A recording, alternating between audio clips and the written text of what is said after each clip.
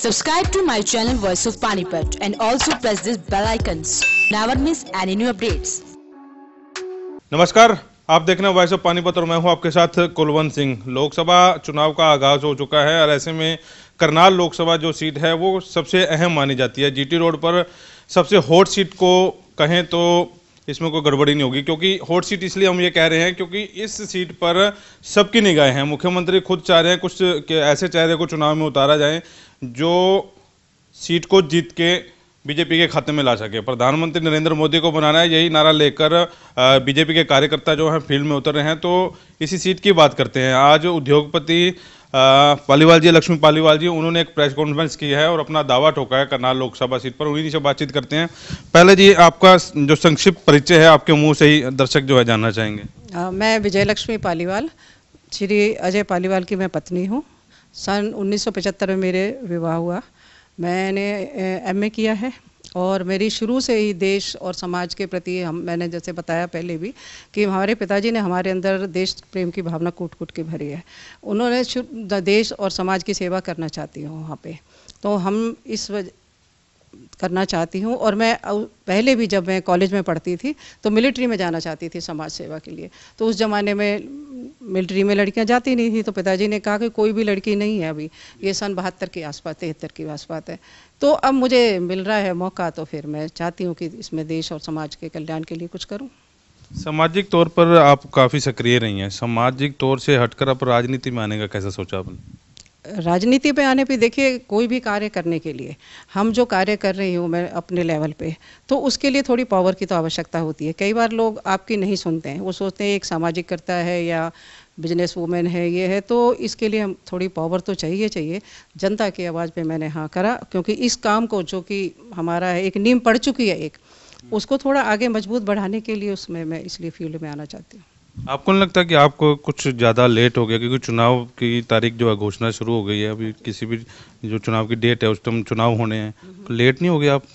कोई बात नहीं, जब लेट हो गए हैं तो ये तो पार्टी निर्णय करेगी कि किसको देना है किसको नहीं देना। लेट हो गए हैं तो अब देखिए, जब जनता ने कहना शुरू किया मुझे, तो मुझे अच्छा लगा कि भाई मैं भी एक मजबूती के साथ अपने कार्य कर सकूंगी। जनता के बीच में गई थी, वो क्या चाह रहे हैं, कैसे मुद्दे क्या थे? और क्योंकि पूर्व में जो सांसद रहे हैं, हम लोगों ने भी सर्वे किया है, पूर्व के सांसदों से लोग नाराज ही देखे हैं कि स्थानीय नेता होना चाहिए जिनकी पहुंच वहां तक हो। तो जनता के बीच में गए, जनता ने क्या पूछा आपसे भी और क्या वायदे लिए आपसे जनता ने? नहीं, अभी वायदे नहीं, उन्होंने कहा कि आप इतने सारे काम करते आ रहे हो। तो देखिए, जैसे पानी की समस्या है और आपके वर्कर्स की समस्याएं बहुत सारी हैं। तो इन चीज़ों को मैंने शुरू से देखा है कि जब मैं शादी होके आई तो मैं यहाँ देखा, मैं विशेष तौर से महिलाओं के और बच्चों के लिए, तो यहाँ पे लड़कियों को जो वर्कर्स थे अपनी बेटियों को पढ़ाते ही नहीं थे। मैं जब फैक्ट्री में गई तो उन्होंने कहा कि नहीं, लड़कियों को थोड़ी पढ़ाना है। आज देखिए, वर्कर्स की ज़्यादातर 90% लड़कियाँ पढ़ती हैं। तो ये बहुत छोटे छोटे मुद्दे थे जो कि मैंने अपने लेवल पे चलाती आ रही थी। इनको मैं आगे और बढ़ाऊंगी। कुछ सामाजिक कार्य कुछ ऐसा हो कि कभी मीडिया में ना आया हो, वो शेयर करना चाहिए आप जनता से? ये तो मैंने जैसे अभी आपको बताया कि मैंने 20-25 साल पहले एक टॉयलेट बनवाया था लड़कियों के लिए, और अभी मैंने बच्चों के गवर्नमेंट स्कूल के आँखों के ऑपरेशन कराए। जब भी गवर्नमेंट स्कूल से बच्चियों की या उनकी आती है जिनके पास जूते नहीं हैं या स्वेटर नहीं है, इतने बच्चे ठंड से हैं या सिकुड़ के आते हैं, तो वो मैं समय समय पे करती रही हूँ। हाँ, ये हुआ कि मीडिया को ये बातें नहीं पता चल पाई शुरू से, तो ये तो मैंने कार्य बहुत किए हैं जी। और इतनी लड़कियों की शादियाँ कराई हैं, मतलब पूरी शादियाँ भी कराई हैं। तो ये कोई शायद ही कोई ऐसा मुद्दा छोटा हो जो पर्यावरण का मुद्दा है। अब पर्यावरण में जाके यहाँ पे आप देखिए, मैं कई हज़ार थैले बांट चुकी हूँ और बांट चुकी हूँ। उसमें मैंने ये बोला तो लोग अभी भी जो है अवेयरनेस नहीं है, उनमें अपना कपड़ा भर के ले जाते हैं। मैं कहती हूँ एक थैला आपको दिया गया है, पर अब जो हमारे वर्कर्स हैं या मेरे जो एम्प्लॉयज़ हैं, उनको मैंने 2-2 थैले दिए। मैंने कहा एक तुम घर में रखोगे, एक यहाँ पे कि सब्जी लेके जाओगे, पर तुमने ये नहीं करना कि इस बीच में पन्नी रखनी है। तो ये बहुत छोटी छोटी चीज़ें हैं जो कि मैं शुरू से करती चली आ रही हूँ। आप शिवपुरा गांव है जी, इसमें गौशाला है। वहाँ पे जब गौशाला 15 साल पहले शुरू हुई थी तो मैं पॉलीथीन पे ही बोली थी, पूरे गांव ने पॉलीथीन छोड़ दिया था।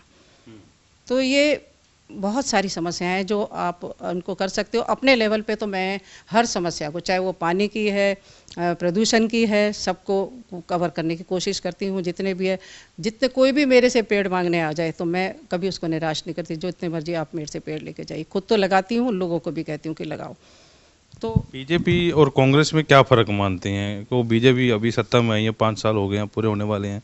दोनों पार्टियों में क्या फ़र्क मानते हैं? देखिए, बीजेपी और सत्ता में मैं ये कहती हूँ कि आज आपको बता रही हूँ मैं खुल के, कि जब भजन लाल जी थे तब मेरे पास ऑफ़र आई थी एमपी के लिए, इलेक्शन के लिए। तो वहाँ से मेरे पास फ़ोन आया था कि तो आप लोग एमपी का इलेक्शन लड़ लीजिए। तो मैंने कहा मैं तो जो अपने काम करती हूँ वो करती रहती हूँ, मुझे पॉलिटिक्स में नहीं आना। तो अब देखिए, समस्याएं, मैं ये नहीं कहूँगी, समस्याएं तो उन्होंने भी करी, पर अब जैसे आप देखिए खट्टर साहब ने कितने लोगों को गवर्नमेंट जॉब मिली है। जो बच्चे हमारे आके बताते हैं गांव से, मैं गांव में जाती हूँ, कहते इतने खुश हैं वो लोग कि हमने तो बिना पैसे खर्च किए हमें गवर्नमेंट जॉब मिल गई।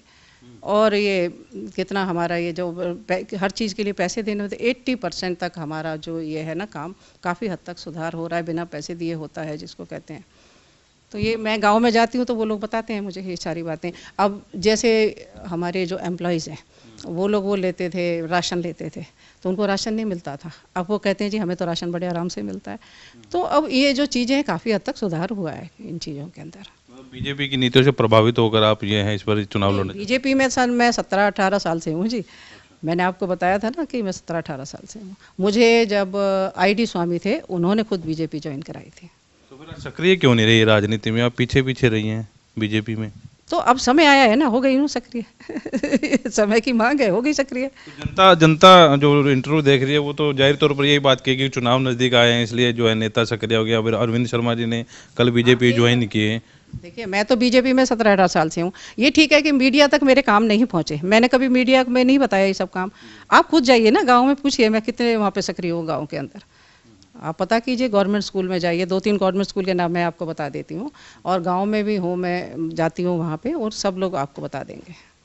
आपके ससुर माधोराव शर्मा जी भी सांसद रहे हैं? हाँ जी, 3 बार। 3 बार सांसद रहे हैं। उनसे कुछ पहले राजनीति के बारे में कुछ सीखा हो आपने? कुछ डिस्कशन हुए कभी, या कुछ याद आता हो उन्होंने क्या क्या कार्य करवाए करनाल में? नहीं, वो तो उन्होंने तो कार्य करवाए ही थे करनाल के। जो मेन तो जो हमें बेनिफिट, जो मैंने आपको बताया था कि ये जो पुल बना है, इसी का ही था बड़ा कार्य। तो बाकी तो वो लोगों की, जैसे मेरी शादी के बाद शायद वो 2-3 साल तक ही रहे, मैं देखती थी, इकट्ठे ही थे, कि वो लोगों की समस्याएं सुनते थे और करते थे भी जी। ये नहीं है कि घर में कोई आया तो उसको टाल दिया, नहीं, वो करते भी थे।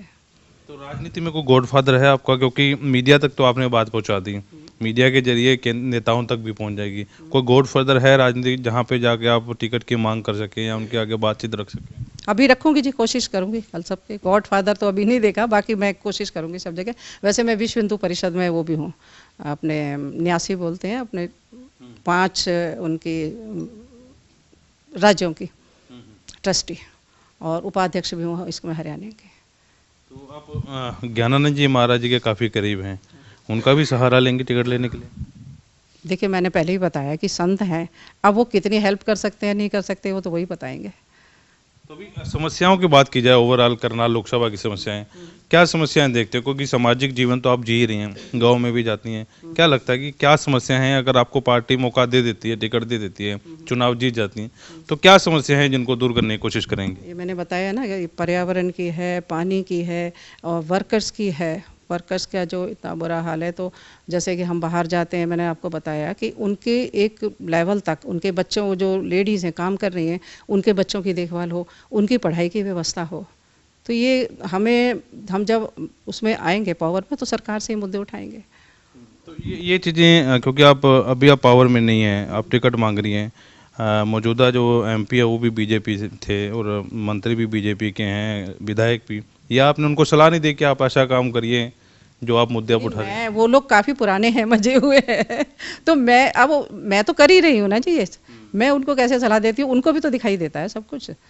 मैं तो अपने लेवल पे कर ही रही हूँ जो कुछ करना है, और उन्हीं कामों को मैं आगे बढ़ाऊंगी। तो मौजूदा जो सांसद हैं उनके कार्यों से आप संतुष्ट हैं? क्योंकि पब्लिक तो ये कह रही है कि संतुष्ट नहीं है, पब्लिक से जब बात हुई, क्योंकि 5 साल में वो दिखे लेकिन बहुत कम, जैसे सांसद को दिखना चाहिए वो काम नहीं कर सके। और अभी शहर में की बात कीजिए तो शहर में कोई ऐसा प्रोजेक्ट नहीं ला सके जो जनता को चाहिए था।